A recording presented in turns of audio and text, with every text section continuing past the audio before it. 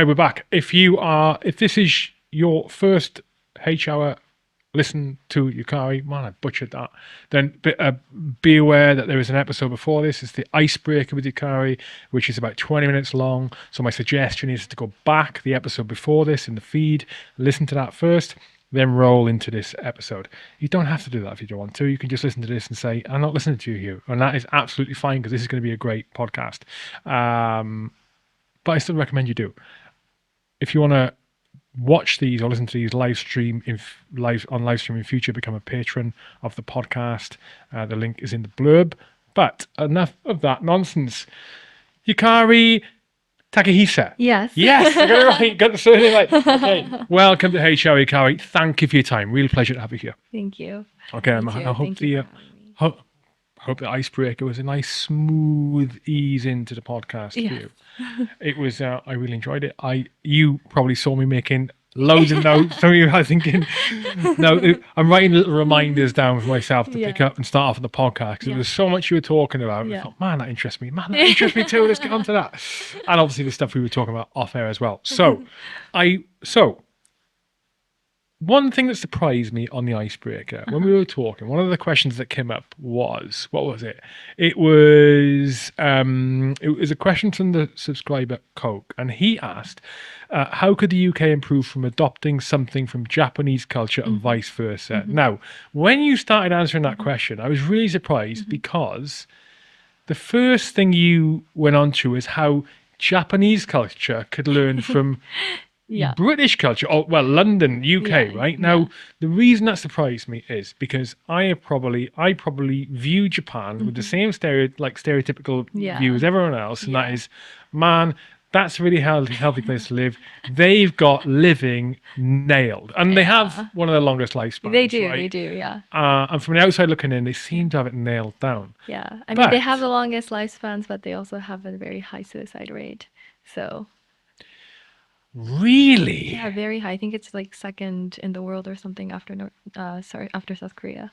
So why did you think, in your experience as a member of the Japanese culture and you grew up there, why do you think that sort of paradox exists? One of the longest lifespans in the world, and one of the highest suicide rates in the world. Then why does that exist, do you think?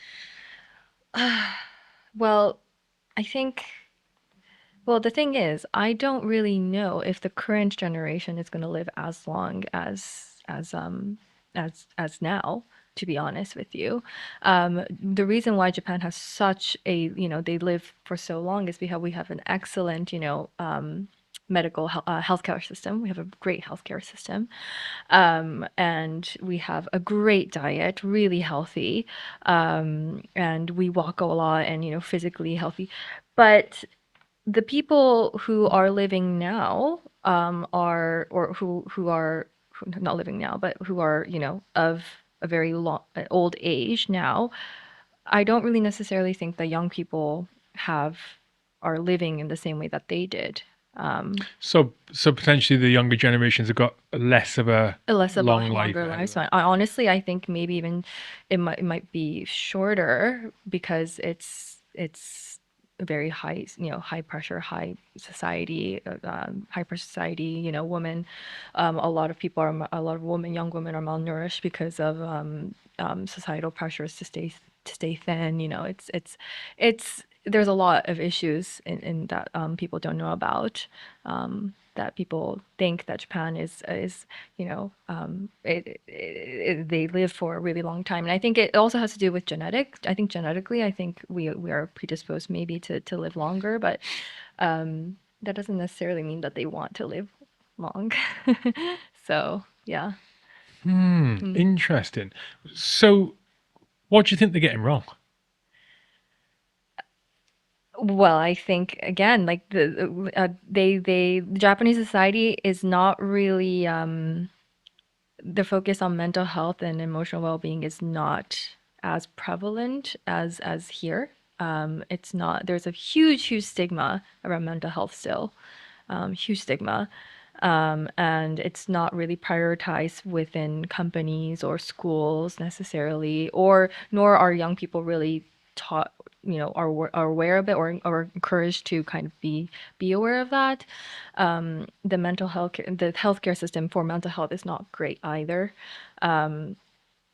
because I've been through those systems, and it's very much oh, here's medication, kind of thing. Because you mentioned that, yeah, you mentioned that in the icebreaker Yeah. about mental ill health in the Yeah. past. So that was when you were growing up in Japan, when you were quite young then. No. So in terms of my mental health, that was no, that was when I was a young adult. So like 20s, like university, when I Oh, was, I thought yeah. you'd left Japan before that. So, well, yes, I mean, I was still living here, I'm studying here, but I would go back to Japan to access the healthcare system there as well. Yeah, yeah, yeah, Ah, yeah. Yeah. okay. So Mm. again, I'm still really surprised by it. When you were saying about the mental health Mm. sort of support and Hmm. infrastructure there and awareness of it Hmm. is not great. Yeah, I Now, mean, I was so surprised here that people talk about therapy so openly, and so they're like, "Oh yeah, going to therapy is a good thing." It's not nothing to be ashamed about. you've had that experience in the UK In the because UK, yeah. America, that's definitely the case. In the UK, yeah, yeah, yeah, In yeah. the UK, well, maybe, After coming to yeah. the UK, after starting to live in London, because I lived in Tokyo for a while after uni, and then I came back here, and I was struggling through a lot of things. Yeah, I was like, oh, therapy is something, it's accessible, and it's normal. Everyone goes to therapy. But in Japan, when you say therapy, it's like, what? Is there I anything wrong with you? think your experience of that is the London I bubble. was at the London bubble. That's the Okay. London bubble.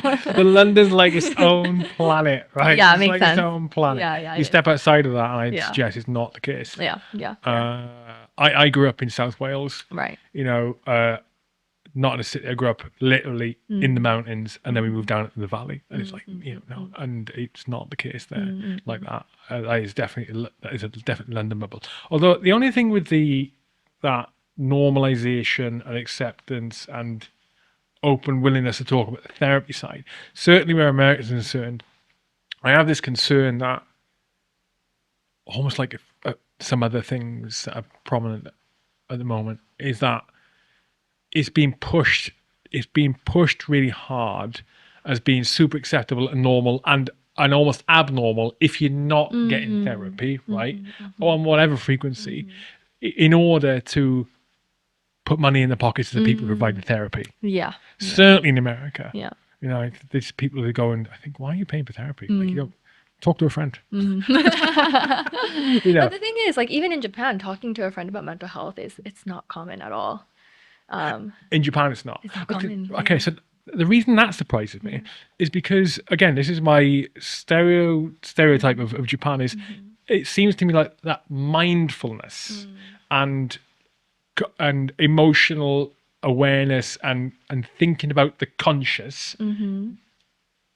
I would have thought it seems to me like Japan, it's more of a prominent thing than we have. Yeah, but it's always thinking about the conscious outwards, about other people, how other people perceive you, how do you fit in society? Is it Yeah, it's a lot of really? people, they struggle to be able to be more introspective and be more self-aware about what their issues are, or what they're facing, because they're not really encouraged to do so, or nor are they really.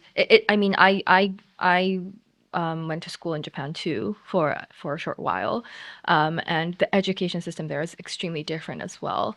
And I think children are not taught, or there's I can go into the reasons why, but uh, yes, and they're not really encouraged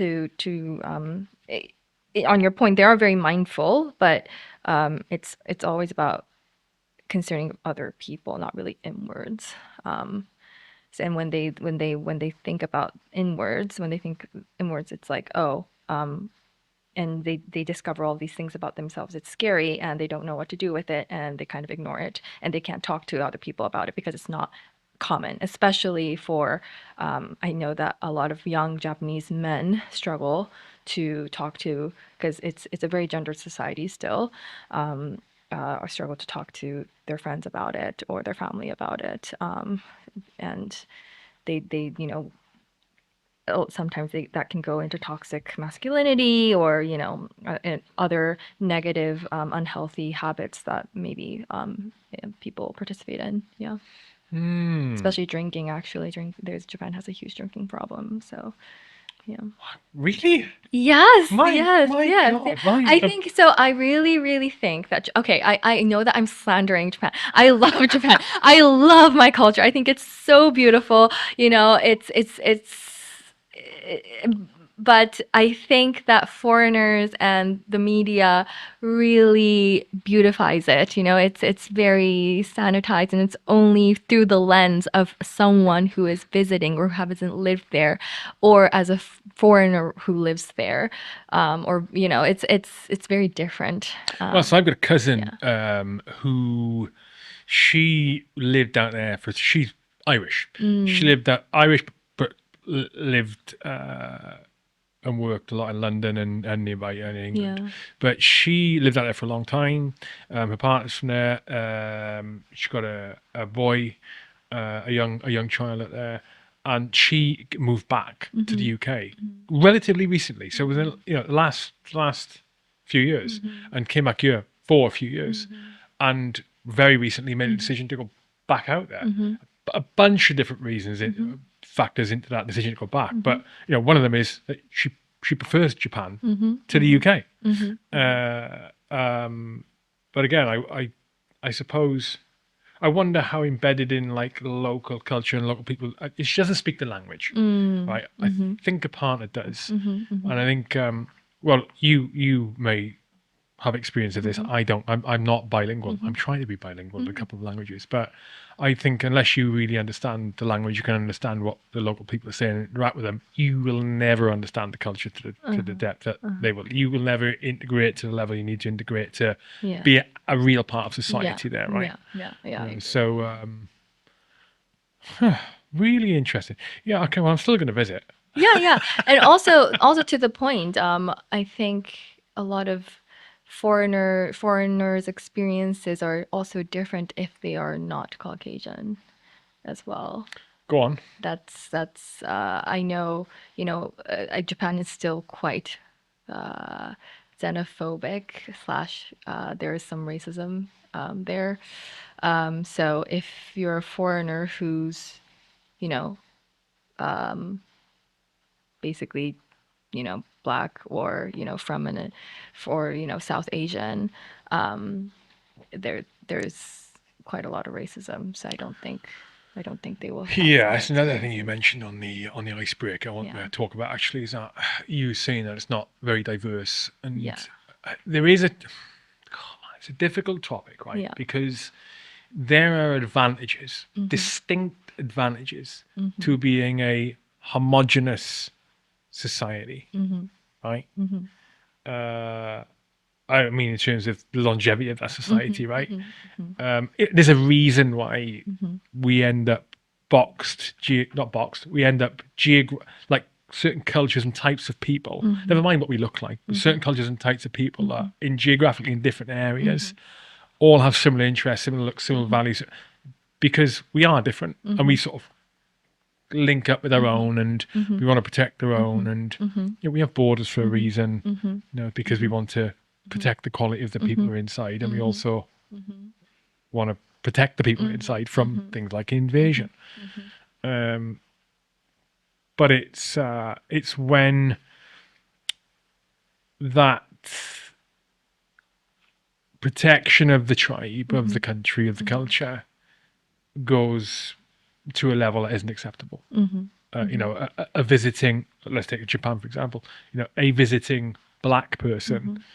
should not be necessarily mistreated simply because of the color of their Yeah. skin, Yeah. or treated in a different way. Yeah. But that, I think that's one of the things that you go, okay, you almost, I think it's almost not possible to have the best of both worlds. You can't have both. Yeah. Yeah. Doesn't make it okay though. Yeah, it doesn't make it okay. And I think a lot of East Asian cultures, especially Japan, we have this kind of fetishism towards white people. Um, In Japan. in Japan, yeah, they think, and this is again a huge. This is a kind of generalization, but I know that it exists. It's like Eurocentric features are more beautiful. White, people, plastic surgery is very, very common in Japan, and lookism is a huge, huge issue in Japan as well. But they strive for those Caucasian features of the models that are used. A lot of models in Japan are actually half Asian, half white, because that seems, it's called like the halfies, half Japanese, half white is considered very attractive, very beautiful. They're still Japanese, but they're also white.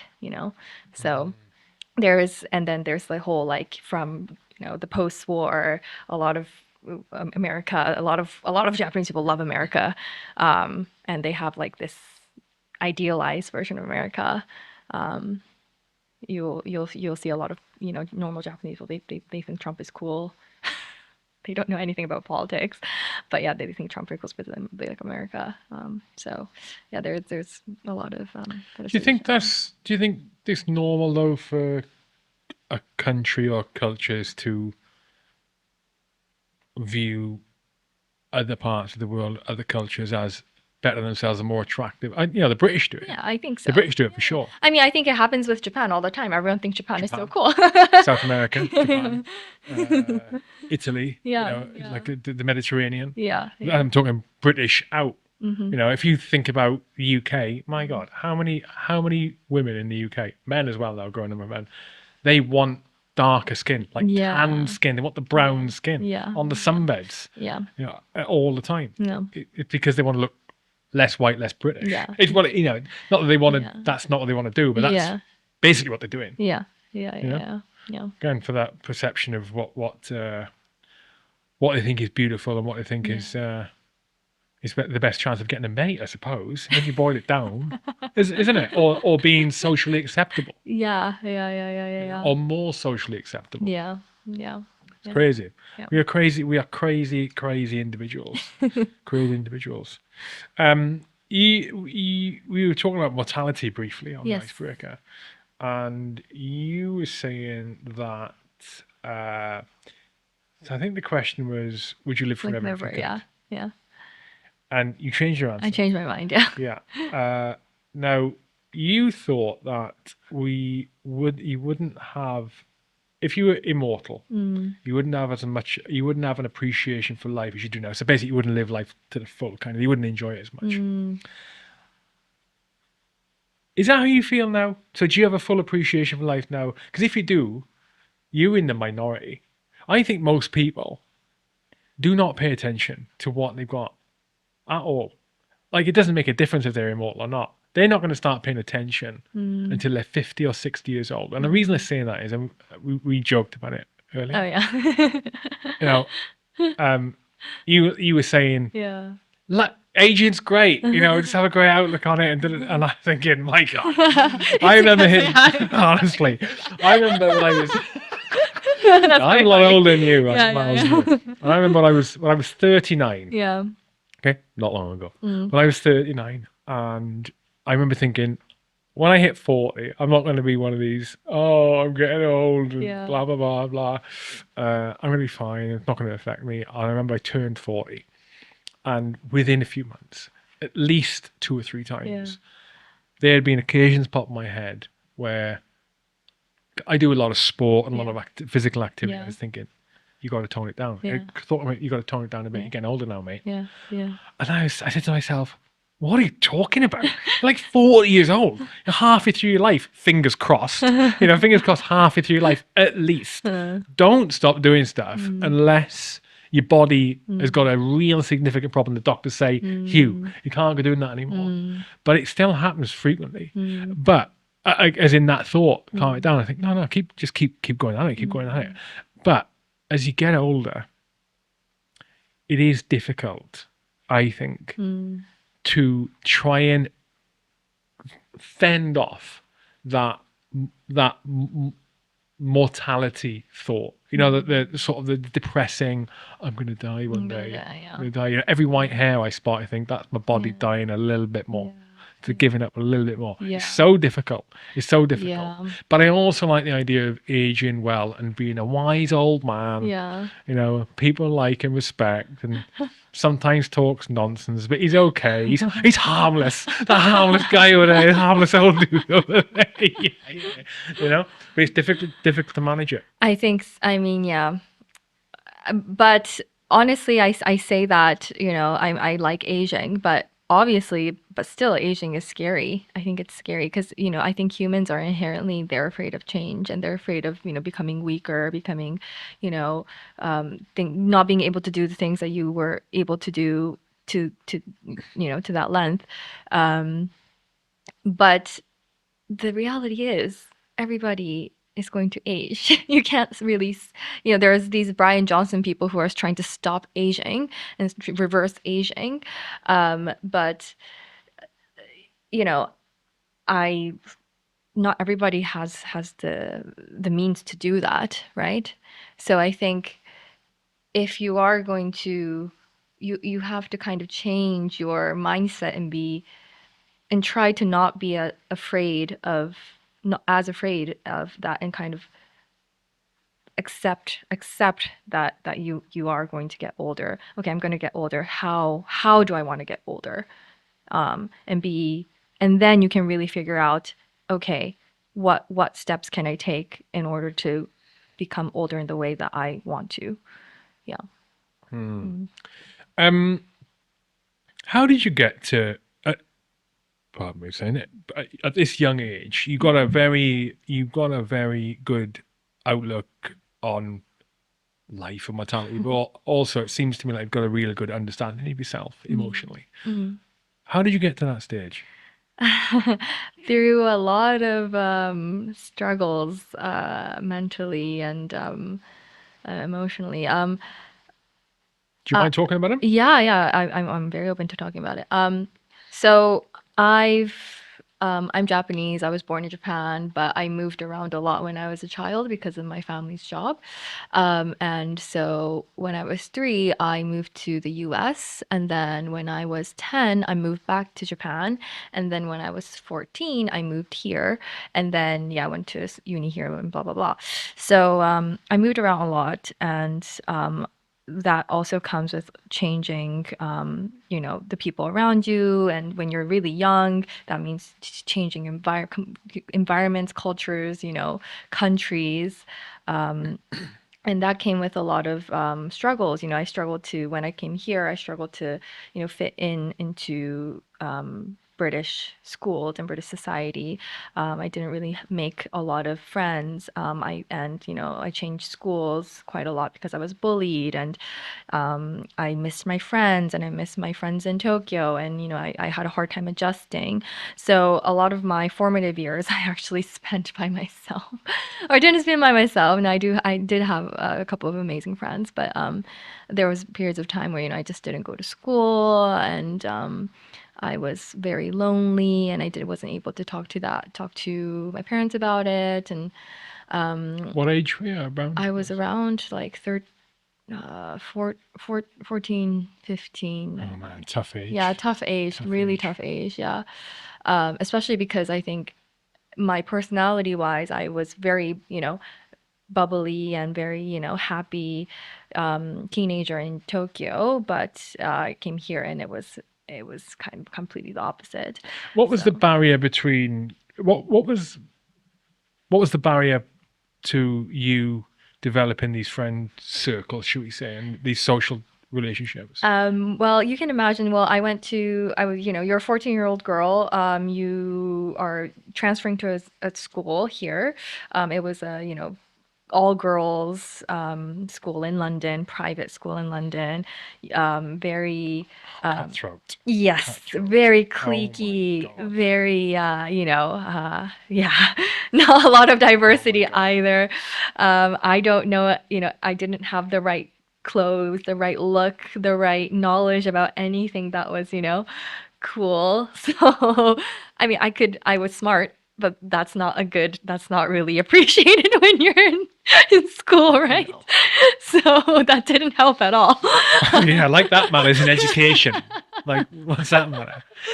So yeah, it was hard. And I was because I was not used, and I think the youth, the girls here are much, they're quite mature, more mature in a way that,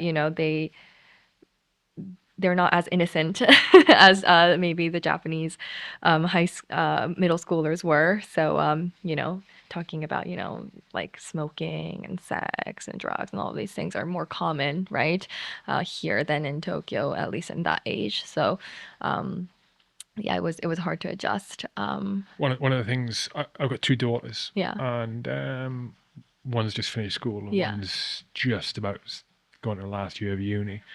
And one of the most eye-opening things as a father to two daughters has been getting a glimpse of what young female kids and teenagers are like in terms of social interactions, hmm, their relationships, how much of a nightmare they can be, how much they can, their ability to hurt people yeah, without even raising a fist at someone. yeah, yeah, Boys go for physical, like yeah, they will yeah, enact physical repercussions if they get annoyed with one another. yeah.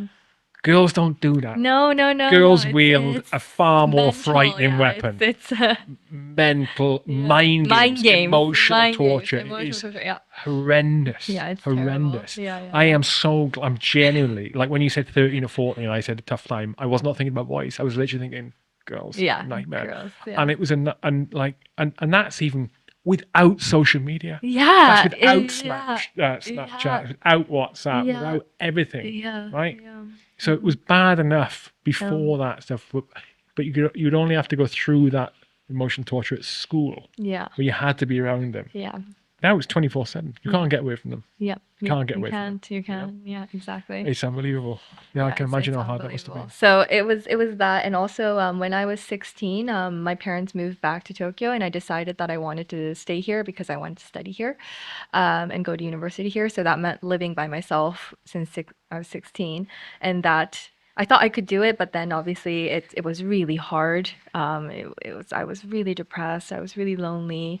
Yeah, it was a really dark period of my life, but also I think it made me all of those struggles, and overcoming those struggles, and going through meeting all of these people who have supported me through these struggles, and that has allowed me to really understand who I am as a person, and be quite emotionally intelligent in terms of, yeah, what who I am and what I need to be emotionally healthy. So What do you need to be emotionally healthy?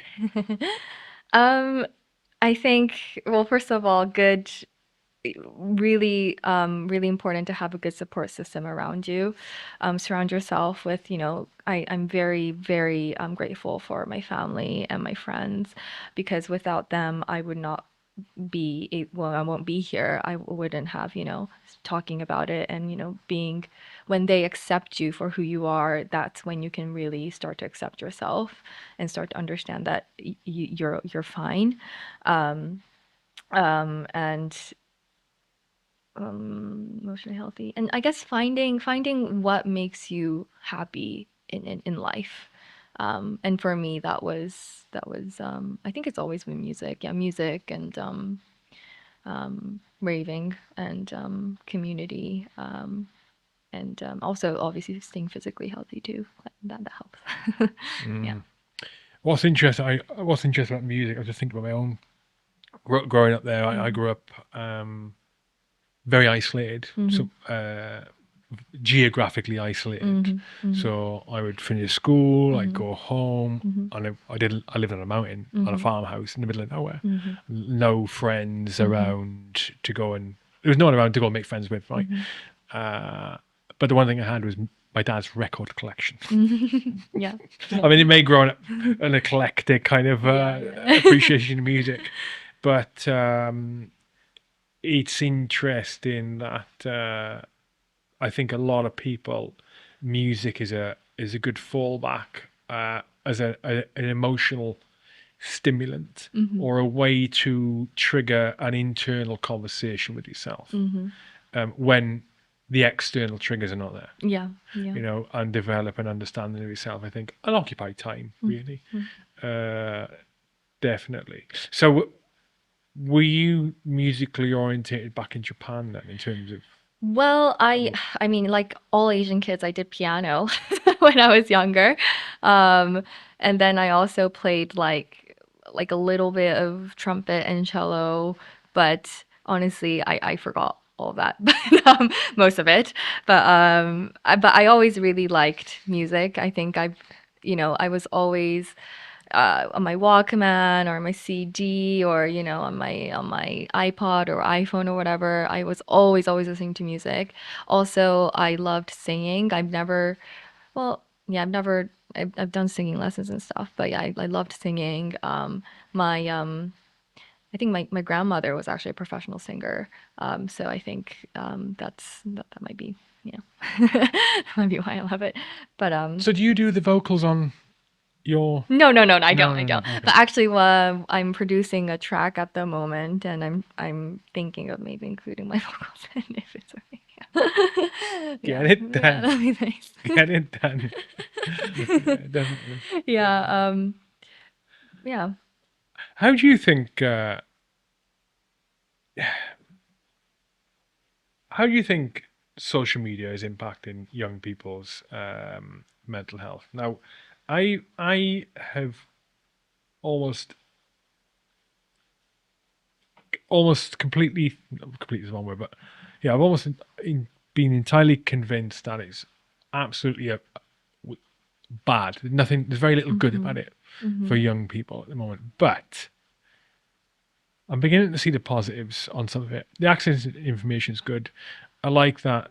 See, an interesting one here is that you got people's perceptions of what they should and shouldn't look like. Yeah. Everyone, especially young ladies, but Yeah. young men as well these Yeah. days, where the gym's concerned. Yes. I see so many people going to the gym Yeah. and doing one workout because that's the hip thrusts, the classic for women. They'll go to the gym and all they do is hip thrusts. I'm like, come on, do something else. It used to break me, but now I think, oh, but they're going to the gym. Yeah, It's a start point. They're gonna create like a chronic injury for themselves, but they're going to the gym. It's a good thing. But I know professionally you do stuff for this as well. How do you think social media is impacting people generally? Do you think it's more for the worse or for the good? And what about your own experience with it? Because you do trend analysis. Yeah, I do right? trend analysis. I do, yeah. Okay. I'm just clarifying that for people because they're thinking, why is he going on this tangent? Yeah, I do trend analysis. Any analysis around social media, so like brand analysis, competitor analysis, all of those things. Listen, I think Listening. I think that social media is great if you understand its limitations and understand that what you see on there is some of it is not real and some of it is toxic. Once you understand that and kind of filter, have that lens and know how to approach social media, I think that it can actually be a really great tool. It can be a great tool for connecting with people all over the world, whether you're a person or your business or you're a brand, which is amazing. It can launch. You can basically, you can establish yourself as an influencer or brand. And, I know that there's toxic influencer culture and whatever, but the fact that you can do that via social media is amazing. The fact that you can have an audience is great. And on a more personal level, because of social media, I'm able to connect with all of my friends all over the world, in this global day and age, right? I remember when I first moved back from the US to Japan, I lost all my friends because social media, Facebook wasn't a thing then, and all we had was email. And who emails? Like who continues to email throughout the years? No, So yeah, I'm really grateful for social media.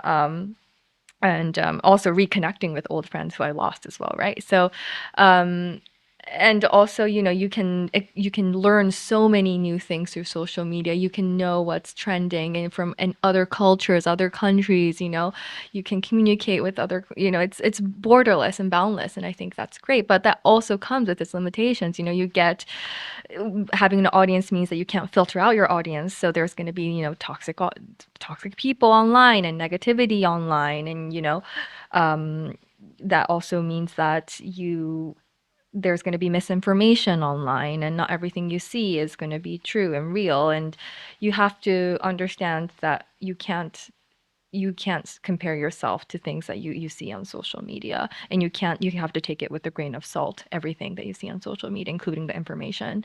And I think businesses and brands are definitely aware of that, but they also realize that the power that social media holds. I think it's inevitable that without social media, like I don't know how our society is like. I don't think our society can cope without it, really. So I think that it's overall, like anything, it has its positive and negatives, but if you know how to approach it, then I think it's good. How much influence Yeah. over uh, behavior, individual people's behavior, Mm. do you think the big brand or brand social media campaigns and strategies have over individual behavior? How effective are they at changing people's behaviors? Honestly, I think it's in this day and age, it's quite effective. You see, if there's something going viral on the internet, it's kind of a zeitgeist that everybody just wants to know what it is and wants to try it because it got viral on social media. Even if it's not good, even if it's not good, it's like, oh, it's trending and there's a reason why it must be so popular. And there's something, I think, psychologically, it's like, if everybody is going through that, I think humans are kind of hardwired to be curious about it, at least be curious about it. And plus, you're being fed all this information maybe daily. It's like, oh, okay, then, if then, yeah, why not? If I can try it, then I'm going to try it. Or you're still consuming the information. You might not participate in a trend or whatever, but you're still consuming the information. You're still aware of it. And the fact that you're aware of it, I think, that it kind of implants a seed in you, and that can, I think that can really, in an unconscious, whether you're conscious of it or not, you're still going to think about it, you're still going to know about it. And I think that does influence a lot of people's behaviors. And just looking back on, like, campaigns, and if it's a really effective campaign, or a strategy a marketing strategy on social media, yeah, people, I think, you see, like, protests, and hundreds of people, um you know gathering on social media, and like doing and influencing a behavior. I think social media influences elections now, and influences all these big changes in society, and politics in the world. And I think that kind of really speaks for itself. You can't say that it's not it doesn't have an influence. um yeah. It's even, I mean, yeah, I mean, even without the brand's orientation, it is wild when you think about how most people, or what they think they're obliged to, how they're obliged to interact with social media, and Hmm. then you go a level deeper, and you think, why are you doing that? Why are you being driven to do that? And a classic example is, and I don't mean to, sorry if you're someone who's literally posted something like this recently. I apologize, but I sort of apologize, but I don't. But hopefully, it's going to get you to think about it more. It's like when you see a post, Yeah. right, on whatever platform, and it's someone talking to a dead person. Yeah. Gran, it would have been your 21st, 21st birthday. It would have been your 80th birthday Yeah. today, and you're Yeah. not here with us anymore. Yeah. And I really Yeah. miss you. I Yeah. love you now. Yeah. Yeah. And I look at those now Yeah. with this through this lens, which makes me analyze Mhm. why I post some Mhm. stuff or have in the past. Mhm. And what Mhm. I look at it in the lens and go, Mhm. what are you? Why are you posting that? Like, and what does it say about us? You know, because the only reason between like why would you post that? Your dead nan's not on X. She's not on Instagram, whatever. You know, and it leads you to okay. So why are they posting it? They're posting it because they want attention. Now, when you say that phrase, it sounds really bad. It's not attention. They want some kind of response that gets them attention. Again, you're saying that makes it sound really bad. It makes it sound that the person is really narcissistic, but it's not, because most people now they're driven to getting a positive response, an interaction, or several interactions to a post on social media Interaction, yeah. generates an emotional positive feeling, Yeah. which is wild. Yeah. Because you're literally in that example, you're trying to talk to a dead person when you know you're not. Yeah. You actually know you're not doing it to talk to that person. You're literally the only reason you're doing that is to get attention, as opposed to thinking nicely about the person you miss. You know, real weird behaviors of life. Really weird I behaviors. think it really does speak to human psychology. I think humans are you know, we want people to sympathize with us. We value empathy and sympathy. And I think you know, if you that the example that you gave there, you know, it's like, oh, the things that I'm feeling, I don't want to be alone in these feelings. So, and when someone likes it or someone interacts, it's like, oh, it must be that the feelings that I'm feeling are valid and they're okay. And you know, people, you know, I think that's definitely one aspect of it. Also, you know, humans are social media. It's a great tool because you know, you're not gonna, you know, imagine if you're gonna I don't know. I guess you can tell your friends and be like, "Oh, my grandma, you know, she died and I miss her." Right? Yeah, you can Nothing do wrong with that. Nothing wrong with that too. But I guess social media makes it easy for you to do that anywhere easily, right behind a screen. And you know, they want people to, you know, attention, yes, but you know, they want people to sympathize and, you know, listen. They just want to be listened to, I think, and seen and heard. I don't necessarily think social media is the best way to do it, but also, yeah, I mean, social media it's media, right? It's media. It's how a huge amount of people, you know, absorb and information from, and you can't you know, media influences everyone, and you can't forget that social media is still media, so it does influence people's behaviors. Yeah. I'm really interested to see where it goes. It's going to, I think, when you think about the Neuralink stuff Elon's talking about, Yeah. and just the more embedded we become, the easier it becomes for us to interact with the World Wide Web, with the internet, whatever way you need to do it, is going to be crazy as it becomes easier. Never mind the social media aspect. Yeah. You know? And I mean, perhaps the way I see it over the last. So when did Facebook come about? 2007. I think Twitter was 2006, maybe 2005.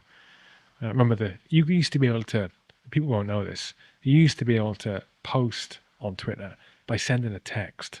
You'd send a text. Did you know this? No. This is how it first started. Oh, wow. This is why the character limit was 140. Oh. Because the character limit of an SMS back in the day when we were analog was 140 characters. So you would have a number, you would text the number, which was for your account, and you would text an update to Twitter, and that's why it's 140 characters. Yeah, obviously a few years ago they upped it to 280 characters. Oh, and it's unlimited now, but that's why. And so what I was saying, sorry. So I feel like that when the social media, the age of information really kicked off then. You know, it wasn't, I don't think it was when the internet started. Well, yeah, the genesis is when the internet came about, in the late 80s. And then social media started and ramped it up, introduced it to the masses for better or for worse, right? But I think that it moves so quick, technology moves so quick that we just couldn't keep up. You know, and I think that my generation certainly one of the, maybe the worst impacted by it, in that we were adults when it came about, and I think mentally impacted us worse. I think I was worried about the younger generations before. Like I said, I got two young daughters, and when I was yeah, when they were a bit younger, I was really worried about how they would interact with smartphones, how much you would, because I know how easy it is for me to get sucked into Yeah. doom scrolling or Yeah, some yeah, yeah, yeah, crappy yeah. game. Honestly, like, with TikTok and everything, I say social media is good, but you have to be able to control, like, you have to know your limitations. And I think giving TikTok to really young children whose attention spans are already, short, it's I don't think it's good. I don't think it's a good idea. No, no, I It's not agree. good. I have to, and I am so, they're so good, right? These Yeah. apps are so good at Yeah. grabbing our attention, Yeah. and I'm so weak, Yeah. right? That my phone, I don't have it in my bedroom. Yeah. Like it Yeah. literally goes on charge and goes to bed Yeah. because if I take it in, Yeah. even though I know I should be on Yeah. it, I'll be and it's not even playing a game. Yeah. I'm doom scrolling Instagram. Yeah. And Yeah. an Yeah. hour will Yeah. go by, and I will hate myself for it. I like to get good sleep. Yeah. Now, the reason I was just talking there and saying I was worried about the younger generation, my daughters and stuff. But what I've seen with the younger generations who grew up with these things existing since they was 0 years old, maybe not have access to it, but access to it years later when they were a bit older and get the phones or whatever. They don't seem to have the same issues with controlling their attention on it as as my generation does. Interesting. Now, but I'm viewing this through the lens of my kids. I'm not in the houses of other people's kids at night, right? I'm Maybe like because obviously it's I'm your not, good parenting. It's probably because good parenting, honestly. I know. I'm just thinking. Good parenting. I'm just thinking of that soundbite. I'm not in other people's parents' kids' houses. I'm like, Jesus Christ, man. So I can only look at mine, and I Yeah. like to think, they were parented okay at least, right? Yeah, Okay at I'm least. sure. Yeah. Like they both can get into bed. They can be doom scrolling, as I would call it, but they can then put the phone down next to them on the chair, and that's it. They go and get a full night's sleep. Yeah, maybe they wake up in the morning and they'll pick up the phone and have a look, whatever. But they know when they want to go to sleep down good. That's it. They can control it. I can't do that, and I think it's because the age at which it impacted me. It was so quick. Now, what I think is whatever the next level of like interaction, how we're going to interact with these platforms and what these platforms turn into. Like Elon's talking about X being the everything app, right? I think it's a terrible move business wise. Yeah. Terrible move business wise. I mean, Zuck tried it, didn't he? Yeah. And basically has torpedoed Facebook. It's just like, whatever. Right, who's using Facebook now? Yeah. But it's like But everybody's same as using email, is Instagram, it? so everybody's using Instagram. Instagram, so, yeah. Well, isn't Instagram the number one search app? No. I read somewhere recently within the last couple of months that the most used app for searches is Instagram. Or was it TikTok? I'm sure it's Yeah, it's Instagram. Instagram, TikTok. Yeah. It's really interesting, and maybe next it will be ChatGPT. Who knows? ChatGPT, Yeah, yeah, AI will be could there. be. What were they talking about then? I can't remember. X. Doesn't matter. Elon. Doesn't matter. Okay. Doesn't matter. Just as an aside, so Coke, Yes. this who was asking questions on Yes. the icebreaker, when you mentioned about Asians playing piano, now Coke, I'm pretty sure is Asian, Okay. especially by his comment just now, and he said I played piano too when I was younger. Lol. Yeah, never it's knew. like an Asian thing. Like I feel like every East Asian, it's like Never knew that. It's like and all great at maths, right? Oh, the thing is, I was terrible at math. So you see, it's really a stereotype, it's because it's honestly because I hated math, and when I did A levels, I quit all of the quantitative subjects. I was really bad at it and I hated it. But I was good at it because the Japanese education system, they do high level math at such a young age. I think that's why they have a stereotype that is, they're good at math. It's encouraged from a very young age and very advanced level, but that doesn't necessarily mean that everybody is good at it. And I know for a fact, I know so many Japanese people who are not good at math, like at all. So it's a huge generalization. Yeah, the British are good at drinking. Down to the tea, drinking. Yeah. Okay, so where longevity rate is concerned? Yeah. What came first? Your interest in longevity or the music side? Because you're a DJ, but you haven't been a DJ for long, have you?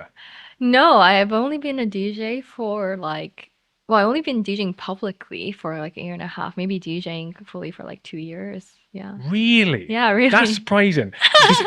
Because for the last 48 hours I Uh-huh. have had Yukari or Uh-huh. yourself playing on SoundCloud Uh-huh. non-stop while I've Uh-huh. been working at Oh, home. thank you. Music on, not when the meetings are on. When Yeah. meetings are off, I've been listening to it non-stop and it's I like it a lot. Oh, Like thank you so it's much. really Thank good. you.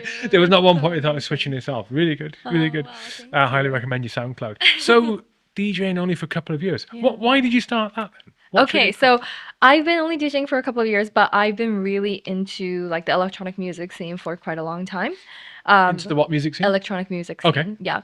I that's a loved. That's vast, very vast. That's wide very scope vast. Yeah, then. but Yeah. I think it's a big genre. You know, there's but I started out honestly, I first started listening to electronic music through I don't know if and you probably don't know, but there's this thing called Vocaloid. It's like Vocaloid. Vocaloid and it's it's a very specific Japanese music genre that's around like it's like synthetic voice boxes. Oh my god. Yeah. But it's huge. It's a huge genre. Huge genre. It's really popular internationally. One of the singers' names is Hatsune Miku. And, So they sing through a synthesizer. no, they're a voice box, like software. They're software. Oh, Yeah, and then producers use that software to produce music, and a lot of it is like electronic or Vocaloid's the are the software. like the software. Yeah, Okay. yeah, yeah, yeah. But they're a huge. I actually created like a blog post about this for my professional job. But yeah, I mean those the virtual idols and stuff are really popular in Japan. And yeah, I was really into that kind of electronic music and synthesizer noise from like teenage age. And then I moved on to like classic like Avicii and Martin Garrix and like big room EDM, and then I moved into house and then techno now. But yeah, I've always been into that music, and I've always been listening to it. And I've always and then I started raving and like properly going to raves. Maybe early 20s, 20, yeah, early 20s. And then I got really into it. I really loved the community. I really loved dancing. I love So in the dancing. UK, you first started raving. Yes, Where yes, what was yes. the first rave you went to? First rave I went to was actually at Printworks. It's now under refurbishment, but it's in Canada Water, and it's like this huge events venue. It was ranked the best club in the world at one Wow. point. It's not really a club; it's just a huge music venue, and it has amazing acts. And I think the first rave I went to was Don Diablo at Printworks. Yeah, Mm. Mm. yeah, Yeah, I was never. It was not something I was ever into when I was mm, younger, and not into now. I say when I was younger. yeah. I say when I can get into it now. But when I had friends going and getting amongst about the raves, and I had a cousin who she was constantly at the raves, but she wouldn't go drinking. Hmm. Like going dancing until Yeah, 6, 7 o'clock yeah, in the yeah, yeah, morning. Just yeah, again that scene. yeah, But I did have friends who went and go drink a lot of alcohol, take a yeah, lot of drugs, and go and do it. yeah, yeah. I think there's two different types of people going to do it, right? Yeah. Uh, but it was a massive scene here, 90s, early noughties, like Yeah, I know, huge, yeah, huge. I know, yeah. DJ Quicksilver and all these people that Yeah. rocked up, you know. I think it was as Happy Hardcore was tailing off, Hmm. maybe, you know. Uh-huh, uh-huh. Yeah. Go on. Yeah. Yeah, you were talking about your first Yeah, rave. right. Yeah. And then I loved it. And I think I was also going through a rough period in that time in terms of um yeah, I was going through some mental struggles then as well. Um and it really made me feel confident and really free from a lot of the struggles that I was feeling at that time.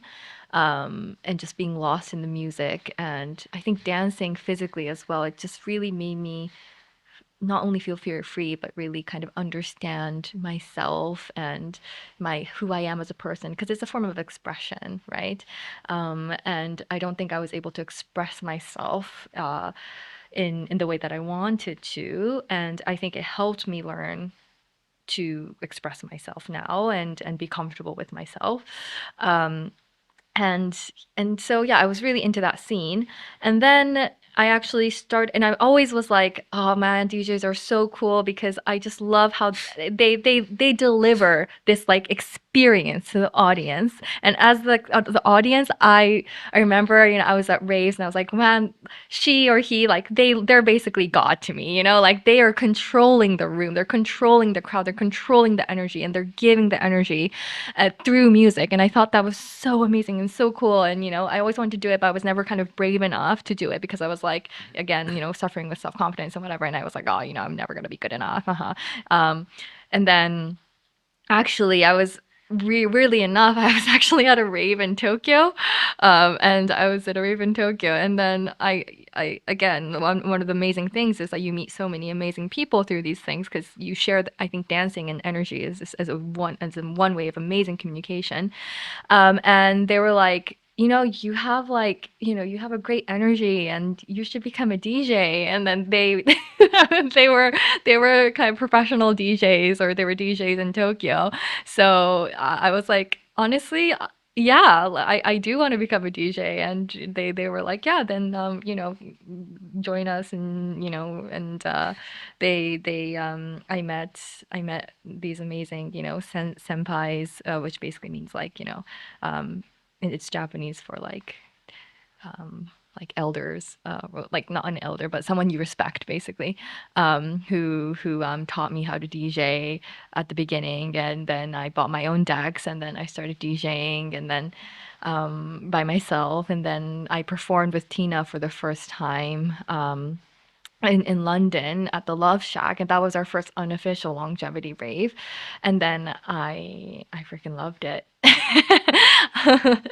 So, Yeah, what do you mean is it first unofficial? because longevity rave was kind of born through that basically. Because so another reason why I started DJing, because I actually also met Tina at around the same time. I just started DJing. I just started DJing with this group of Japanese people who were teaching me, and I met Tina in Tokyo, and turns out that she also just started DJing, and we kind of went You through met her this. at the rave. No, I met her at a rave in London. Yes, Oh, yes, yes. But then we met up in Tokyo as well. okay. Um, and I can go into that a little bit more. But yeah, she also started DJing, and then we kind of DJ started our DJ journey together, and then we also performed together at the same venue, and and then we were like, you know what? Yeah, we should actually create something out of this, and that's how longevity rave was it was the trigger for why longevity rave was created, um and also the trigger for why I started DJing. Yeah, so Yeah, it makes a lot of sense what you're saying there about the liberating feeling of mhm. dancing and connecting. It's it is a unique experience. I think like being in the zone, dancing in music with a lot of other people Yeah. doing exactly the same thing as you are. Not maybe Mhm. not the dance moves, but and I'm someone who's been very uncomfortable with dancing publicly. Mhm. One, because I ain't that great, right? I don't move great, right? That's what I think. Probably most people think that. I definitely don't move great. Uh, and it's in a lack of, Mhm. it's not letting go of those inhibitions and self confidence and stuff in that environment. I feel like a duck out of water, like many other people. But, so I've mentioned to you on the icebreaker, recently, because of basically an event that was coming, a wedding that was coming up, where a lot of the people going Mhm. knew each other, who I didn't know any of them, Mhm. knew each other through dance. They met each other Mm. through salsa in this Oh, case, right? okay, nice, nice, nice. I Yeah, know. yeah. Well, I ended up doing some salsa lessons, Oh, right? nice. Doing some I salsa. love I was, oh salsa. my god, oh my god. We went to this, and we went to, I mean, we went. The first lesson I went to was, oh my, I was dreading it. Dreading it, honest to God. Honestly. And it was fine. Right. And then we went to the wedding, and being around a lot of people who enjoy dancing is is a very new thing to me. Sober dancing at that, Mhm. right? So like I'm used to British weddings. This wasn't a British wedding. Mhm. And, as soon as the ceremony finished early afternoon, there were people straight on the dance floor. There wasn't even a dance floor. They're outside dancing Yeah. together. I'm Yeah. going, what the hell's going on? No one's even had a drink yet. Like, no one's smashed. And I went on to like 4 or 5 o'clock in the morning. It went on Yeah. till most people were stone cold sober. It was crazy. But I ended up getting into it and enjoying it. I was stone cold sober. I don't drink anymore. And oh my God, it was so good. It was so good. There's something I feel like it can get to an almost like a meditative state, It is. It right? is. Yeah. Because you have to be enjoying it to be able to. I don't think there was a couple of moments out of that wedding at early hours in the morning where all of a sudden I got a bit self confident, and then I couldn't dance to the music. I literally couldn't connect my body with the sound. I literally walk off dance floor. Like, I can't do this. I'd have a word with myself. Like, come on, just relax, relax. You were doing it 10 minutes ago. Relax and give that out Yeah. there. And it's that you, you have to be aware, like aware internally of what your body's doing. Connect it with the external environment, what the music's doing, and then also being aware of your surroundings because you're dancing with other people. And then when you do that, all those three things together, and everyone else is as happy as you are, doing the same thing, Yep. and you're physically moving, which is an amazing thing for your health Yes. anyway. Yeah. My Yeah. God, Yeah. there's nothing like it. Yeah, Nothing like it. nothing Like, like it was the most unlikely enjoyable experience of my life. Yeah. Was that wedding? Yeah. Stone cold sober, Yeah. dancing fucking salsa, Yeah. and other stuff with other music coming Yeah. on with a bunch of strangers I didn't know I Yeah. just met that day. And Yeah. it was so enjoyable. Yeah. Also because I put myself out of my comfort zone. Yeah. Yeah. Yeah. So yeah. I Exactly. get Putting it. us out of your Yeah. comfort zone. For I being a think that's DJ yeah. must be a next step up. It is. It's honestly, it's probably a natural progression. I think a lot of my friends who are DJs, they become DJs because they just love the music and they love the scene so much. I think I mean there's different kinds of DJs. There's people who are really focused on like the music production and the remixing and like, the more technical side of things, and but there's also DJs who are more about like doing a performance and also, feeling the energy of the crowd and giving that energy back. I think I'm a combination of both, maybe more towards the latter because I really, really thrive off the audience's energy. I really love that. I really love connecting with the audience, interacting with the audience, and through music and through my energy as well. Um, and yeah, I think it's also just kind of a way giving. I want to share my energy or the joy that the music and every dancing brings me to other people, and I can do that through DJing. So that's really one of the reasons why I love it. Yeah. Am I right in saying you've DJ'd or you brought Longevity Rave to the USA as well? Yes, we did a pop up. We did a small one in LA, and we also did one in Miami. Yeah. What is the difference? What are the differences between the rave scene in Tokyo, Japan, and the UK and the USA? They can't all be the same. The rave scene. Yeah. The rave scene. Okay. Yeah, they're very different. First of all, the music genres are really different. The popular music genres are very different. Okay. Like in the US, the most really popular are like dubstep, trap, really, really popular. Yeah. Like hard style, really popular. But the Europe and the UK, obviously drum and bass, garage, techno is really popular in Europe. Japan is the rave scene is yeah, I think techno is popular, but a bit more minimal, a bit more like yeah, like deep techno, more hypnotic techno is more popular in Japan. So first of all, the music is very different. Also, the events are quite different. I think the US is well, I don't. This is a huge generalization because I don't live there. But through my friends and through what I see on social media, at least, is that raves in the U.S. are like they're very big and they're very like massive events, like massive festivals. And there's a thing called like Plur, which is peace, love, unity, Respect, yes, Okay. respect, which is not a thing here. But like, there's plur and there's like exchanging bracelets, and everybody gets all decked out in like outfits, and like it's much more like it's very American. It's very American. It's just like big and like flashy and colorful, and the music is also like that. And I think it's interesting because Japan is kind of the opposite. The raves there are much more kind of underground, because it's not really as popular. The genre isn't as popular. much more underground, and like they kind of happen in like forests in the middle of like Japanese nature, and like a lot of camps and a lot of more of that style. It's more understated. And then the UK is kind of in between, I would say. There's a lot of underground stuff happening as well, but there's a lot of there is festivals, but it's more kind of club based, and more kind of, it can be a bit more What's intimate. your preference? Um, I really like the UK because it has the best of both worlds. It has the best of both worlds. I've been to listen, like I've been to like raves in Germany, in Amsterdam, and the UK. I think I like Europe the most, just because I like the sound the most. Obviously, because I've been raving in Europe the most as well, so that's probably why. I think festivals are fun, and I think camping is fun too. But it's very accessible. It's very accessible, especially living in London. It's very accessible, and I think because of the UK, as you said, there is a huge rave culture ingrained in society here. It's quite. I think it's quite common. Even now, like people know what a rave is. If you say rave in Japan, they're like, "What is that?" Oh, Yeah, okay. they don't know what that is. What about the people? Difference in the people who go to the So we raves go to in the the two raves, different right? Yeah, places. yeah. Yeah. I think Japan is actually quite diverse. There's it's actually a lot of people who in terms diverse in terms of age, quite a lot of diversity in age, and quite a lot of foreigners as well, I guess, who live there because they listen to that music. I think the U.S. is quite young. U.S. is quite young.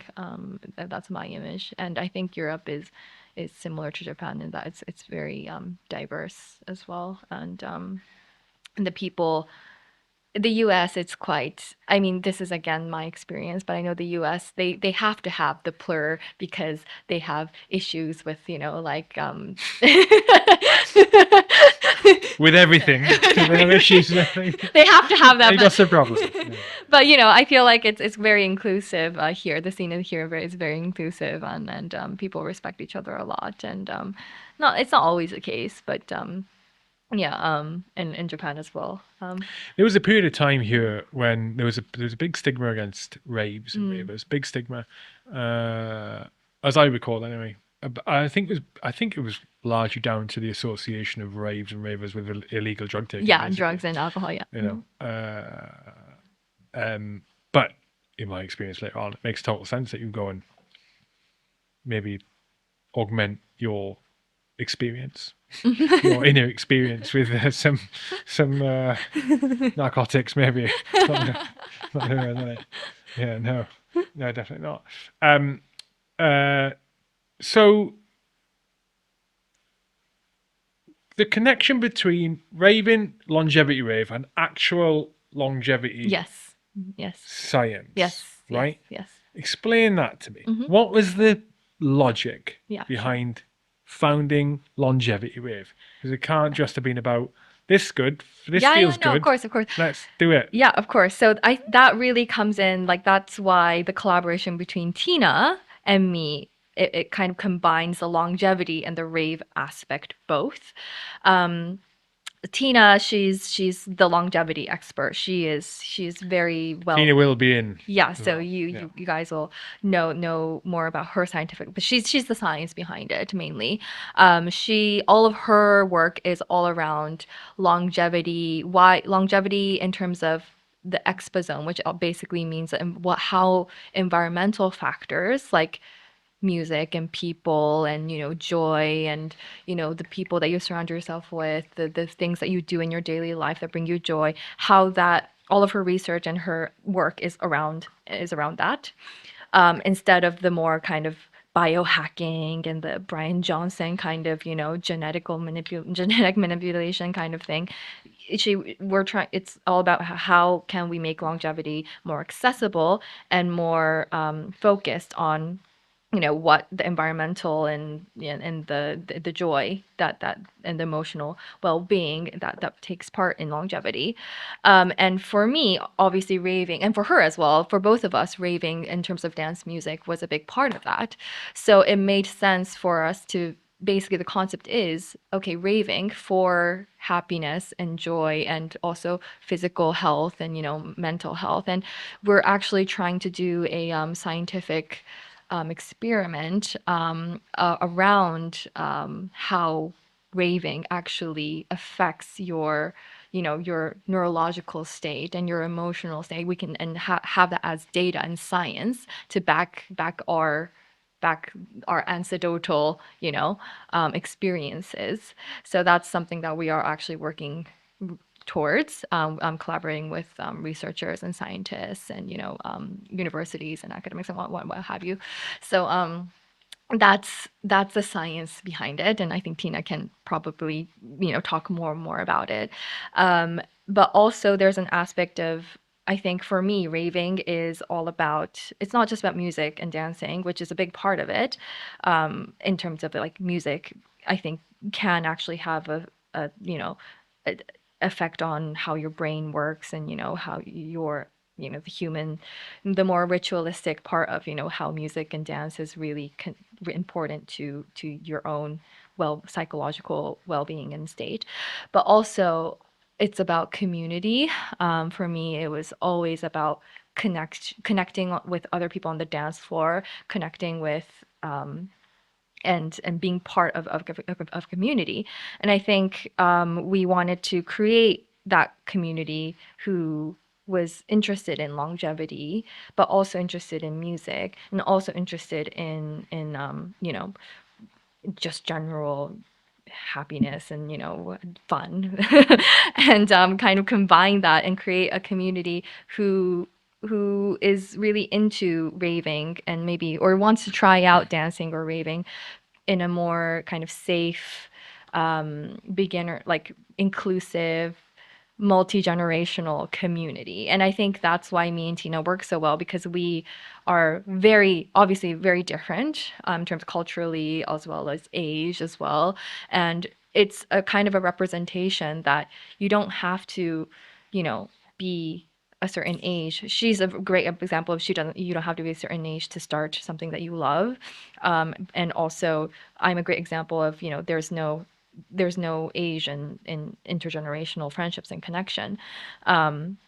And which is again combating a lot of the problems in longevity that in terms of ageism and kind of borders between different age groups, and we're trying to kind of combat that. So raving, at least the dance floor, is somewhere that it is, I definitely feel, at least through how I met Tina, was on the dance floor, and we really really connected on the dance floor. And I think dancing is and this exchange of energy is something that's really powerful. And you don't have to speak the same language, you don't have to be the same age or the same culture, but you can still connect. And that's something that we wanted to provide to other people as well. So that's kind of the background. I'm sure I saw on the last event you did that it was a really early start when I think of raves. Was it like a 6:30 p.m. start? Yeah, yeah, yeah. Is that normal for what you're doing? As Yeah, in longevity rave, I mean. longevity rate. 'Cause obviously rave, I was Yeah, yeah, thinking yeah, yeah, yeah, 6:30 p.m. yeah. What? You wouldn't expect raves to start until like Yeah, 11, 12, yeah, yeah. sometimes later. So Yes, it's so a deliberate move. it was, yeah, I mean, we do, I think a lot of our raves were quite started quite early. Yeah, like 8 or 7. And then What's the rationale behind that? um I think starting early means that again, it's more accessible to more groups of people. To, it's friendlier to everybody. It's more inclusive. And it's we are not we're not exclusively like, we encourage sober raving or anything. We're not like anti-alcohol or anything like that. Um, but we have done a couple of sober raves. We've done one in San Francisco, which was actually picked up by the San Francisco Reporter because it was because it was a sober rave.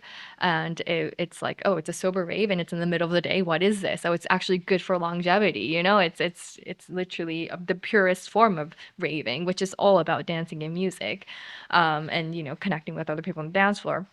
And yeah, so it is intentional, and we are actually do planning another one in September that will be a fully sober rave as well. So yeah, I think it does send a message to people that you don't have to be smashed or like, to actually have fun. And we're trying to create a space that communicates that. So No, I totally agree. When you were talking about there the accessibility and the 6:30 start, I for a fleeting second there I was thinking, man, like I would spend 20 minutes, half an hour at lunchtime, doing something like that. yeah, I s- again not just because of this salsa experience, right, or the dance floor yeah, experience early hours in the morning. There's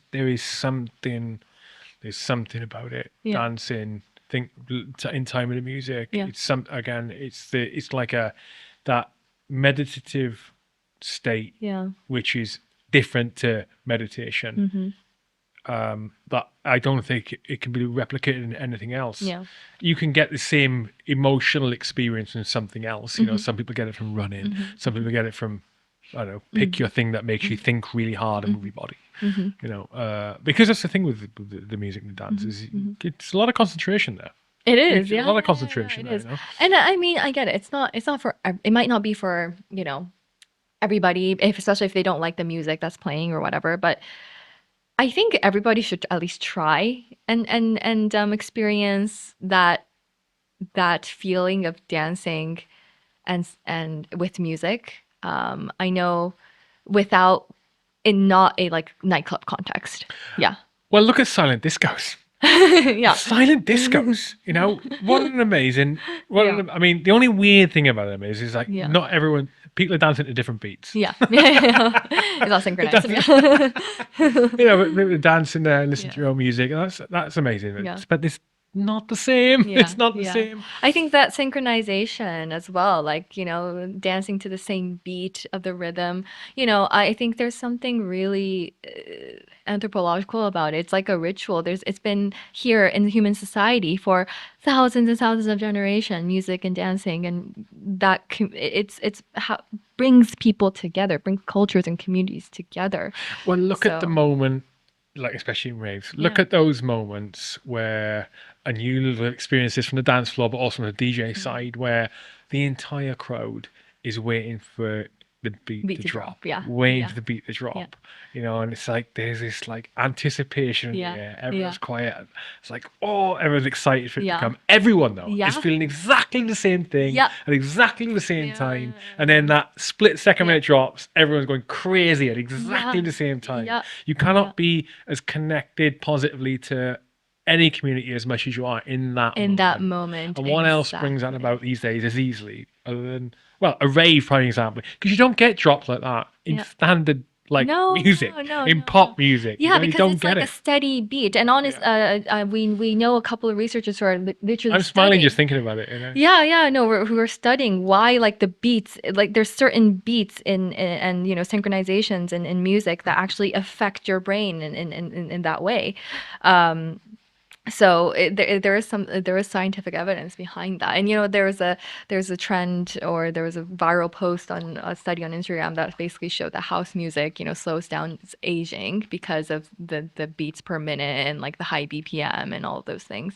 So there is research around it. And on your point about like the people having the same, it's like collective consciousness, right? It's the same collective consciousness through music. And there's a joke that it's like, oh, techno is a religion. It's like religion, but it really is. It's why do people like religion? Because it's a community. It's liking like this, and then respecting a figure in the same way. And it's like, and humans are, I think, inherently gravitate towards that. Yeah, Yeah. I actually didn't start listening to so passive listening to anything electronic since I was young. I never really did when I was young until last year, Mm. early last year, when I discovered Cyberdog in Oh, okay. Camden. I'd Okay. never been there. Discovered Cyberdog. I was like, oh my god, this place is mental. These are the raver people I talk about. Yeah, these are the clothes they used to wear. I used to see them wearing. What a mental place. But then I got home, I was like, what was that music they were playing? I found the Cyberdog playlist on Spotify. Amazing. That's straight in my favorites. And I have to go back to Cyberdog once every few months just to get my Cyberdog fix. What a place, man. What a place. It's the interesting thing about that kind of music as well is it's I don't know if it's the right phrase, but it's language agnostic. Mm-hmm, There's no mm-hmm. lyrics, or very Exactly. rarely Yeah, lyrics. You know, yeah, he doesn't. It's like the Mr. Bean of music, yeah. right? Mr. Bean's so popular around the world. Yeah, yeah, yeah, yeah, Like yeah, yeah. British people don't realize this. Mr. Bean is huge around the Yeah. non-English speaking parts of the world because there's very little English spoken Yeah, there. It's yeah, just like exactly. visual. You're Yeah, just it's visual. watching Yeah. Yeah, yeah, yeah. the same with the music, maybe. Yeah, goodness Exactly. me. No, yeah, I think so. Yeah. Mm-hmm. So when's the next longevity rave gig? How Longevity often are you rave. planning on doing them? We want to try doing it more frequently. We How often are you last doing year it at the moment? at Just the ad hoc. moment it's more ad hoc. Yeah, yeah, yeah, it's ad hoc. But we're gonna try to do at least like, once every quarter at least in London because we do a lot of it connected to longevity events around the world. But we want to kind of create a community in London where we're both based. So our next one will be sometime in September, mid-September. We're Where's it planning going to for. be? It's gonna be somewhere around Hackney. Is that going to be early evening as well? Yes, Is it'll it? be early evening and it'll be a sober one too. So yeah. Might be at that, you know. Yeah, of Might be course. at Yeah, of that. course, of course. We'll add you on the guest list for sure. Things I wouldn't have said last year. What are you doing next September? Go raving. Yeah, I would love for you to experience it. Yeah. Yeah, that's Yeah. cool. Um, what kind of response have you been getting from the rave community? Like how? And the reason I ask that is, are you able to clearly distinguish yourselves from being just another like rave organization startup Mm-hmm. Mm-hmm. production Mm-hmm. event? Mm-hmm. Mm-hmm. How's it going? How I are they think I receiving think it? the reception. I think what differentiates us is well, definitely the science behind it, right? The science, the more scientific aspect about it, and the whole focus on longevity, which I think a lot of ravers. I don't want to generalize because I love all raving communities, whether that's like healthy raving or non-healthy raving. Okay, I see the benefits of both, and you know, um, and I'm very accepting of both. But I think has been a growing and general trend among ravers that they want to. They also want raves that are not healthy, but who that are in a reasonable time, reasonable time, and also is not as chaotic and crazy, degeneracy, debauchery kind of thing. So it's it's nice because I think there is a growing demand and a growing trend that Ministry of Sound, for example, they've been doing sober raves, and they it's I feel like a lot of people, as young people these days, they're like, oh, realizing that, okay, maybe doing alcohol and drugs every weekend is not good for my body. So um yeah, having that as an option, I think it's really nice for me and for them as well. So Got yeah. a question here from Coke. He's just dropped it into the YouTube chat. If Japan was more into raves, would the suicide rate drop? I think so. Good answer. Good Of course. answer. And it's not just raving because okay, so it's not because if raving is popular, the reason why raving isn't really popular in Japan is because, again, self-expression is not really encouraged or really common in Japanese society to that extent. We're not, first of all, we don't really have dancing culture. We don't have like, it's not a showy culture. It's very like reserved. It's very, very, very traditional. There's a format to everything. There's very strict rules to everything. And you can see that through Japanese art forms. Like, for example, ikebana, which is Japanese flower arrangement, or Japanese tea ceremonies. There's a very strict, format, and that's the beauty of it, right? Um, but which is, again, it's beautiful, but there's also forms of art that can be self-expressive, and I feel like if raving is common, people will realize that actually being free from all of these societal constraints, and being free in yourself, and showing who you are, and not caring, because it's, again, not caring about what other people think of you when you dance, right? So it will definitely be a positive impact for some individuals, and I think it will change. Yeah. I'm inclined to agree. I'm inclined to agree.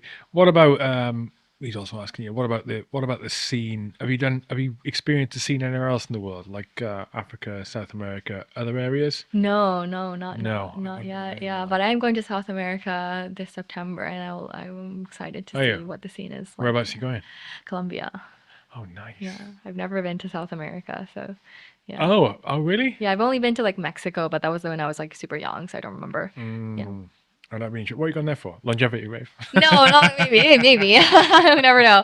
Yeah, just for Oh holiday. yeah, Yeah, nice. travel. Yeah, but Yeah, I definitely will be dancing there. So we'll go dancing there. So we will see. yeah. Did do you look back on where you are now? So you decided to DJ, got longevity rave starting up. Mhm, So 5 years ago, mhm. what was the position 5 years ago? Oh my gosh, 5 years ago, I was just I think 5 years ago was actually COVID. No, it's It probably the was middle of COVID. COVID. Yeah. Goddamn COVID. Honest to God. So yeah, I mean, yeah, this was like so My far God. across my list. Were you in the UK for I COVID was then, were actually you? in Tokyo. I was Were you in actually back in Tokyo? Tokyo because I was like, I do my master's, and then COVID hit, and then yeah, our school was like, yeah, you have to go back home. What So, was Tokyo like for COVID? it wasn't as restrictive as here. We still had, Oh, really? yeah, it was actually not as restrictive. We Huh. didn't have like lockdown or anything like that. No Yeah, way. we didn't have lockdown. What the heck? How did it, what was it? But how, so what was the, how did that turn out? Did a lot of people die from COVID? No, Was no, it, no. It's we didn't because I think first of all, Japanese people are very very aware of like hygiene, and we wear masks anyways during like the flu season. It's like that is another Asian stereotype, yeah, yeah, yeah, especially yeah, the yeah, Far East. Yeah. yeah, yeah. But Like it's masks it's everywhere. it's Yeah. too it's too because we're very densely populated. So like imagine if you're densely populated and you're coughing and everyone's gonna get sick, right? You don't want to get sick. So that's why people wear masks. How do you manage that? So do you do that here in London? No. Because it's not as densely populated, really. So there's no. If you go on Japanese trains, you'll know it, and if you go to Tokyo, you'll know it's like super densely populated, So it's and like always rush hour, always what rush yeah, hour is always. here. It's not Always. always, but like it's there's a lot of every day from like 6 p.m. to like 8. It's packed. It's packed, packed, packed, Mm. and everywhere you go, there's a lot of people, and Um, there's also a societal aspect of, sick leave isn't really a thing in a lot of Japanese corporate companies. You have to take annual leave if you're sick. Oh. So that's why people don't want to get sick. Being sick is impacts you negatively in your life in a lot of different ways. So people wear masks so that they don't get sick. Yeah. That makes sense then. Mhm. That Mhm. makes total sense. There you go. Yeah. People don't know that, but yeah, it's yeah. I thought Japanese were just really, really cautious, like overly cautious, or thought all of British carry diseases. It's No, like, no, no. West, Western Europeans, Yeah. huh? Yeah. Huh. No sick leave. Yeah, no Yeah. sick Well, leave. I was talking to someone the other day, and a South American, and their country has 14 days annual leave. 14 Oh days yeah, annual that's leave. same as Japan. Oh, and you have to take it all in one go. Oh You really? can't split it out, yeah. Oh You have to wow. take your two That's weird. weeks all together. There's no choice. Mm. We forget over here. We so not forget, but a lot of people don't know how easy the British have got it. Yeah, I mean Japan as well. Japan mostly 14 days if lucky, and plus not a lot of Japanese people can't take it because they don't allow it. So they just have like a backlog. What do you mean they don't allow it? So in Japan you can't really take a lot of you can't take annual leave at the same time. It's not really looked if you're like gone for a week, they're like, what? Like they Mm. don't and a lot of companies are like, oh, but we can't afford you to like be on annual leave for so long. So can you like shorten your trip?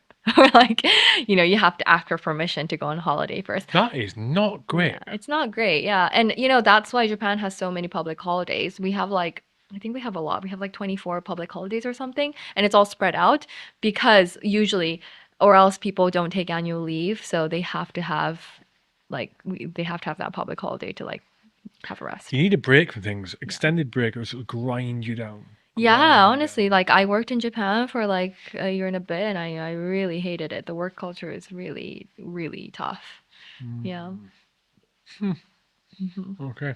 What's next then? So what's next? You got the gig coming up for longevity rave, Yes, yeah. right? You want to plan them more regularly. Yes. What about growing and expanding it other countries? So did you say that you've got people doing longevity raves elsewhere around the globe at the moment?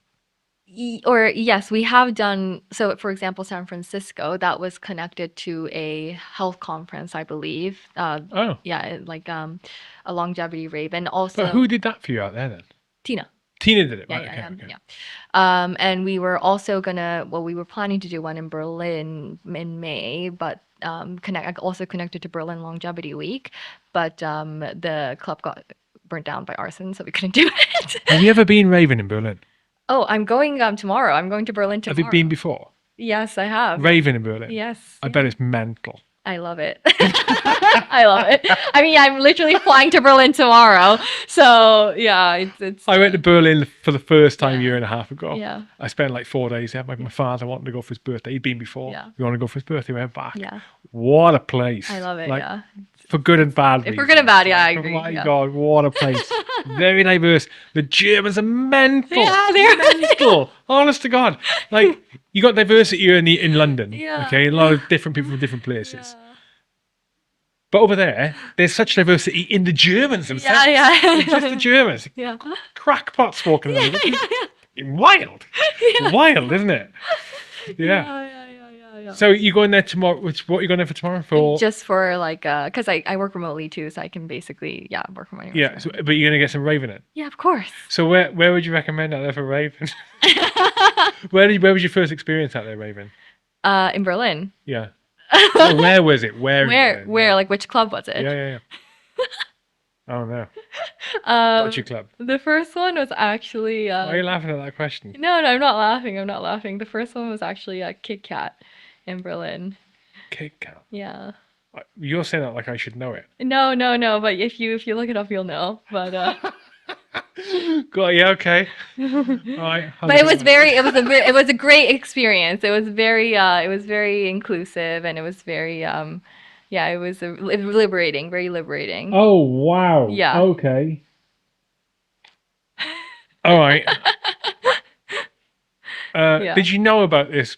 What it was before you Yeah, went yeah, there? Yeah. Okay. And Kit honestly, Kat- because it was, I was, it was my first night in Berlin, and I met up with some friends, and they were like, "Oh, we're gonna go to Kit Kat tonight. Do you want to come?" And I was like, "You know what? It's my first night in Berlin. I feel like if I were to lose my clubbing slash raving virginity in Berlin, why not go like all the way, like, go extreme?"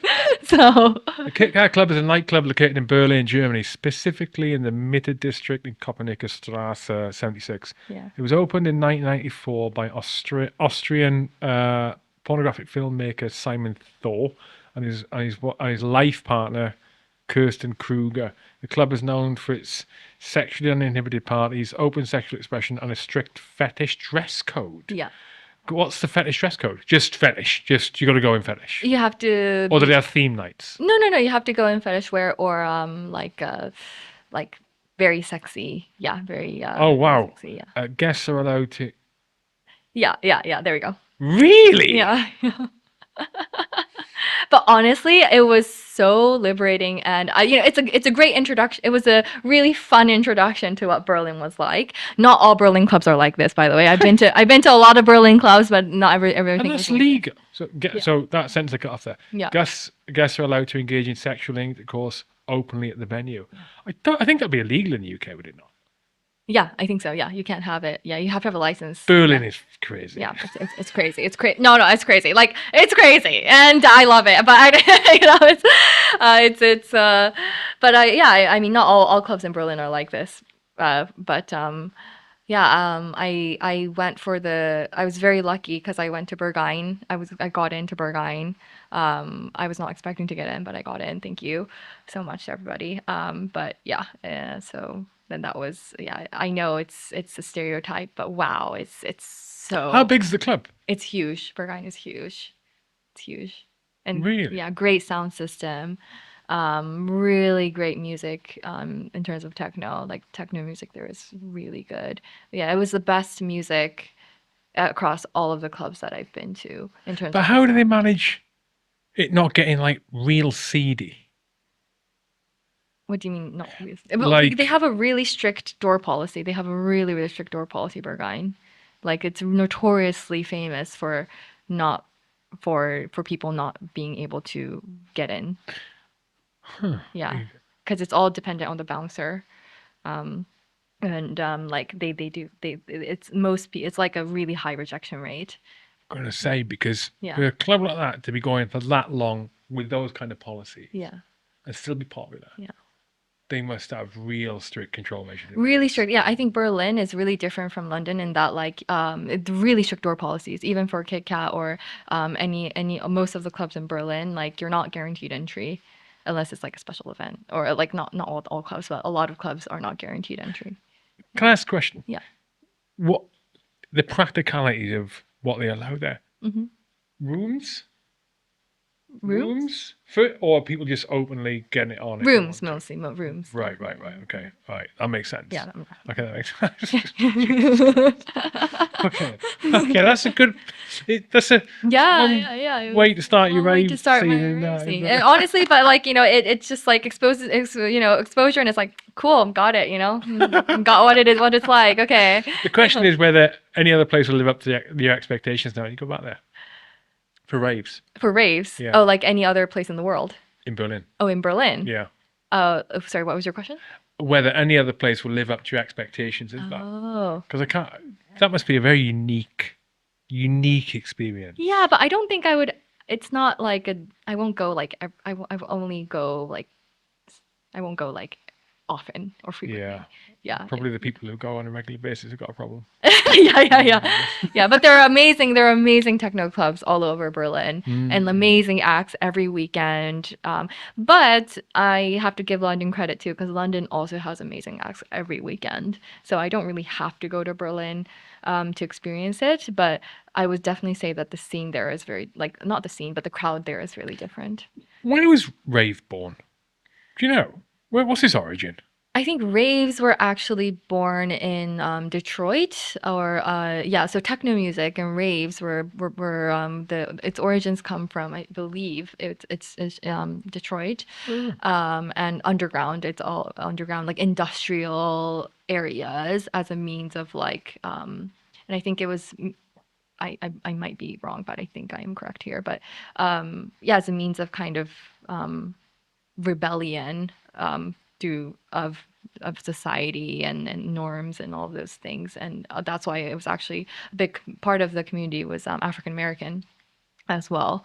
So yeah, it's African yeah, Americans. African Americans, yeah, Oh, yeah, yeah, in the U.S. Yeah, yeah, yeah. But yeah. huh? So it's actually really interesting. Like house music was actually born through yeah. If we don't have black Did not. people, I yeah, wasn't expecting it to be yeah, American at all, let yeah. alone Yeah. African So Americans. the origin came from that, but it also got really, really popular in Berlin during the post after the Berlin Wall, and everyone was like, you know, was looking for a way to unite people and East and West Germany coming back yeah, yeah, together. yeah, yeah, Wild times. community, and it's like post-Soviet, like lots of open unused industrial spaces, and that's how raves and techno became so big in Berlin. That's the historical origin. Because I would have thought that if I was going to guess, I would Yeah. have thought the origin would have been either Mm-hmm. London Mm-hmm. or probably Berlin. Mm-hmm. Thinking about it, Mm-hmm. because yeah, Berlin's got such a connection with it. Yeah, but Berlin techno it's a birthplace of its own. Yeah. Whenever I think of German techno, I always think of Techno Viking. You've seen that No, what guy? is Have you that? not seen that guy? No, it's Oh not. my god! I'll show you after this Techno Okay. Viking. So look up. It's a clip. Uh-huh. It's a video from a clip. It's a guy on the back of a. It's some kind of street parade, right? But Mm-hmm. it's like a rave festival or Mm-hmm. something. Got, I think it's Berlin. It's Mm-hmm. in Germany, and there's a guy in the back of a truck. You don't know he's on the back of a truck, but he's filming, just Mm-hmm. filming the people walking behind Mm-hmm. and dancing. And there's this one guy who's just this unit. He's this big, muscular guy. He looks like a Viking, Mm-hmm. and he's got his top off, and he's ripped. Mm-hmm. His t-shirt's tucked in. He just looks like an animal, Yeah, yeah, yeah. and he's just marching along. I'll just show you the video after. You may have seen it, but you just don't remember.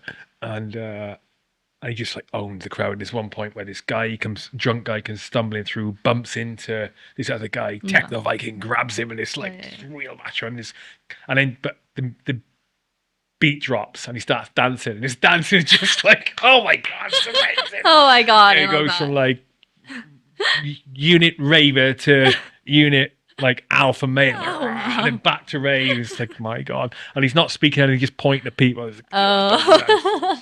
Techno Viking. Yeah, he's Techno legendary. Viking. Yeah, Legendary. there you Yeah, go. legendary. Anyway, totally off topic. Totally off topic. Is there anything? I'm going to look up Vocaloid, by the way. There's a bunch of stuff I've written down here. Vocaloid, no. Yeah, they actually do have some big. Yeah, like one of the main Vocaloids, she did a concert in the O2.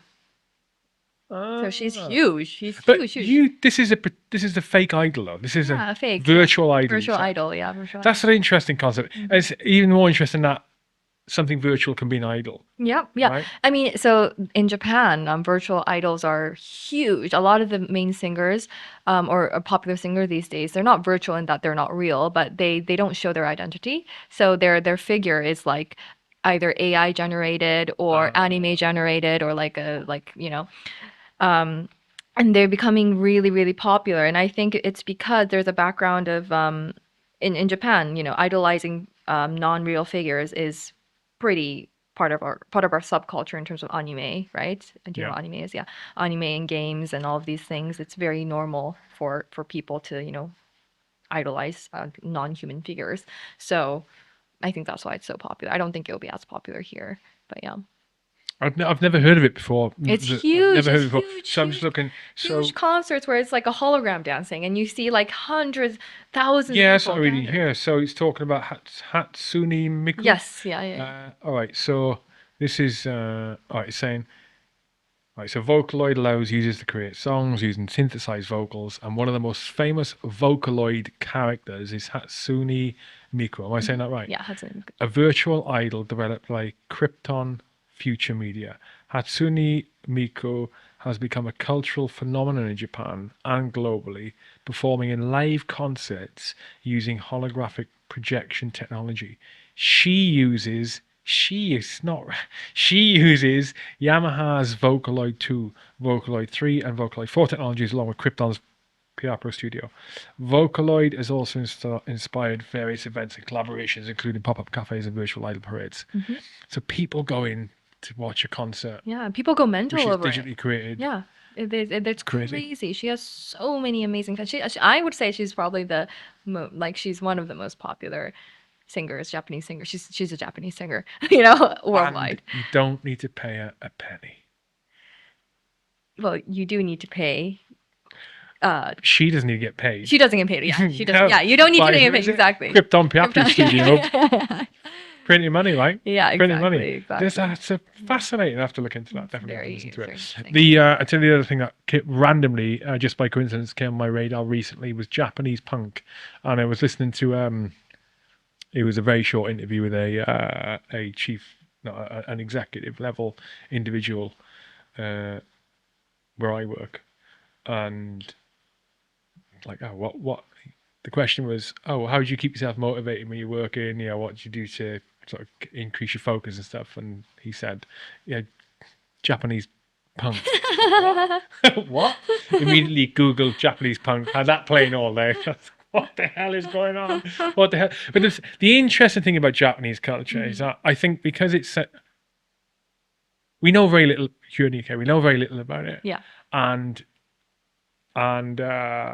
we know a lot about Japanese history. Yeah. And you got the warrior. Yeah. You got the warrior culture, which is obviously a big part of it. You got the martial arts culture, is a big part of it. You've got and connect it up to them with the long life expectancy. Yeah. I think that because it's so difficult to see inside actually what it's like culture, what makes people tick and what it's all about, it seems like a Pandora's box if you open it up and we get these little insights into things. It's so fascinating. So fascinating. And it's so different. It's very different. You look different, you talk different, you don't have an alphabet like we have, you don't even do maths like we do maths. You don't do it completely differently. Wild. So amazing. I need to get out. I need to go out and visit my children. Been a pleasure. What have we not covered that you wanted to cover? Is there anything that we've missed? Anything you want to mention? We've got time. We've got time. Longevity rave. Is there anything you need to say about that? What else is going down? Well, we'll definitely, yeah, if you're interested, we are planning one in September in London. So please follow our Instagram. It's longevity.rave, and you will see updates there. Um, and yeah, if you're interested, you can go on our website as well to see what we're all about. Longevityrave.world. Yes, yes. Hmm. So yeah, definitely. How much are tickets to your events, generally? Generally, it's actually all of them have been free. No way. Yeah, yeah, yeah. All of them have been. Well, yeah. Mm, yeah, technically, yeah. It's all like guest list tickets. So, yeah, technically Huh, free. Yeah, that's cool. yeah. But we'll see Start about the next charging. one. Yeah, yeah. We'll see about the next one. But yeah, we're not gonna make it like really expensive, so please don't worry. Yeah. Well, I will. I definitely intend to get along to the one in September. Yeah. Absolutely, with this Thank you so newfound love I have, or acceptance of being much. out of my comfort zone and dancing. Yeah, yeah, yeah, You yeah. know, I definitely get along. I do enjoy the music. I do enjoy the music. And good luck with it. I'm really looking forward to Thank having Tina in you. as well. It's been a real pleasure Thank talking to you you so today. much. Yes. Good luck with it all. Thank And you. keep smashing it out the park. Thank And you. keep putting music on SoundCloud, Thank you. I please. will. Thank you. That makes me so Oh, why happy. isn't it on Spotify? Because on Spotify you have to produce your own track. It has to be like a own self-produced track or like a remix. Yeah. God damn it. What about YouTube? YouTube, yeah, I can upload it on YouTube, I guess. Okay, cool. Yeah. Well, I'll do a SoundCloud for now. Yeah. Been a pleasure. Thank you very much for your time. Thank you. Thank you.